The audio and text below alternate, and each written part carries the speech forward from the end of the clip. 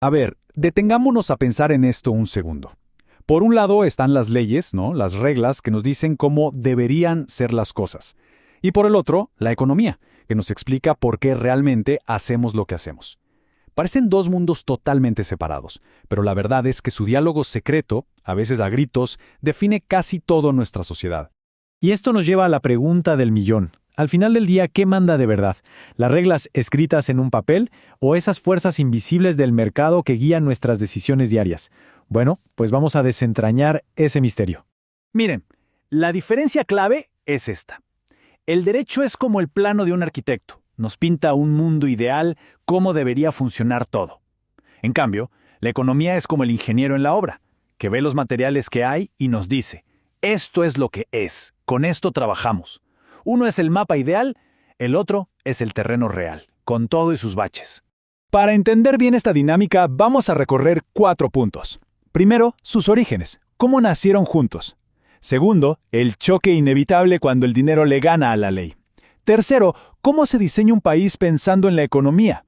Y para cerrar, esta carrera sin fin del mundo moderno.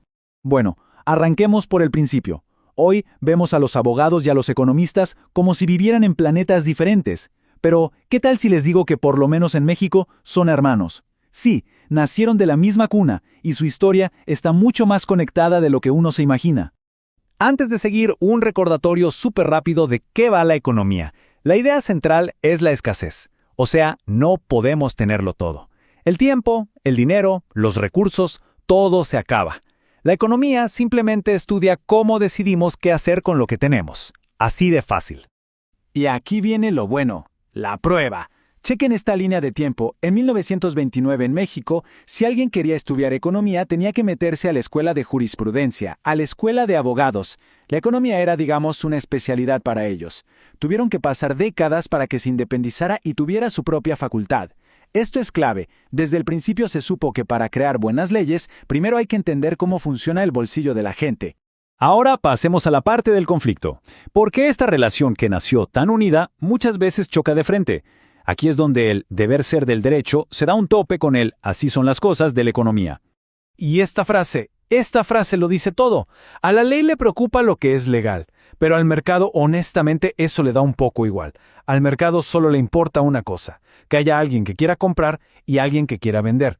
Si eso existe, ¡pum!, nace un mercado, sea legal o no. Y aquí lo vemos en su versión más cruda y dura.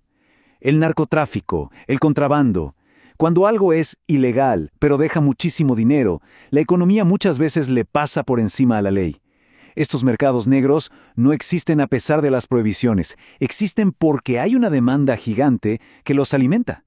Y claro, esto nos lleva a la pregunta que le quita el sueño a los gobiernos. ¿De verdad basta con un sello de prohibido para que algo desaparezca? La historia nos ha demostrado una y otra vez que la respuesta no es tan sencilla. La conclusión de la economía es casi una ley de la física. Mientras alguien quiera comprar, alguien encontrará la forma de vender, siempre. Por eso, perseguir a los que venden es solo la mitad de la chamba. La verdadera clave, el verdadero reto, es entender y reducir esa demanda. Pero ojo, no todo es un choque de trenes. El derecho y la economía también colaboran y de forma muy pensada. Ahora vamos a ver cómo la ley más importante de un país, la Constitución, es en realidad un manual para construir un modelo económico. Pensemos en un país como si fuera un coche. El sistema legal es el chasis y la carrocería. El sistema económico es el motor. Tienen que ser compatibles, ¿no? No puedes tener leyes socialistas con un motor capitalista a todo lo que da. Se rompe. La coherencia entre lo legal y lo económico lo es todo. La Constitución mexicana es un gran ejemplo de este diseño. Miren la tabla. Por un lado, el artículo 5 nos da libertad de comercio, un pilar del capitalismo. Pero luego el artículo 27 dice, momento, los recursos son de la nación, que es un principio más social. Y encima, los artículos 25 y 28 le dan al Estado el poder de dirigir y regular para que no haya abusos. ¿Qué es esto? No es ni una cosa ni la otra. Es un sistema mixto, diseñado con toda la intención. Ahora, para ver cómo funciona esto en la práctica, recordemos algo súper básico de economía, la ley de la demanda. Es de sentido común. Si algo se puede más caro, pues la gente compra menos. Simple. Y aquí está la jugada maestra. El gobierno quiere que la gente fume menos. En lugar de prohibirlo, que ya vimos que es complicado, usa una herramienta legal, un impuesto, el IEPS.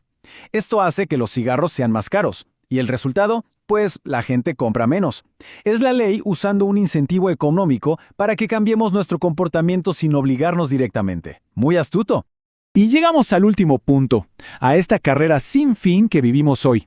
Una carrera donde la innovación económica siempre parece ir un paso adelante y la ley va corriendo detrás tratando de alcanzarla. El caso de Uber es el ejemplo perfecto. Cuando apareció, no había ninguna ley para aplicaciones de transporte. Simplemente nació, resolvió una necesidad y creció tan rápido que obligó a los gobiernos a reaccionar y a crear leyes después. La economía se movió primero. La ley tuvo que ponerse al día.